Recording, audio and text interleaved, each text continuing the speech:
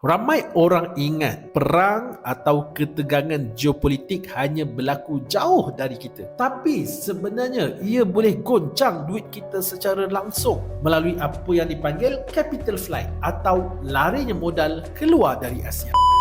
Bila hubungan negara besar macam Amerika, China atau negara Timur Tengah tegang, pelabur antarabangsa mula hilang keyakinan. Mereka tarik balik duit berbilion dolar dari pasaran saham dan bond di Asia termasuk Malaysia. Apa jadi bila modal keluar? Ringgit boleh jatuh nilai, kos pinjaman jadi lebih mahal dan bank mungkin terpaksa naikkan kadar faedah. Akibatnya, orang biasa di Malaysia kena bayar lebih untuk pinjaman rumah, kereta dan juga kos bisnes harian. Lebih teruk, bila pelabur asing tarik diri, syarikat-syarikat tempatan kurang dana untuk berkembang. Itu boleh bermakna kurang peluang pekerjaan, kurang projek baru dan ekonomi kita jadi perlahan. Dalam masa sama, keadaan macam ini juga kacau pasaran kripto. Ada pelabur global yang pilih selamatkan duit dalam emas atau dolar Amerika. Tapi ada juga yang lari ke Bitcoin dan stablecoin. Itu sebab setiap kali ada ketegangan geopolitik besar, harga kripto boleh jadi sangat volatile, naik mendadak atau jatuh teruk.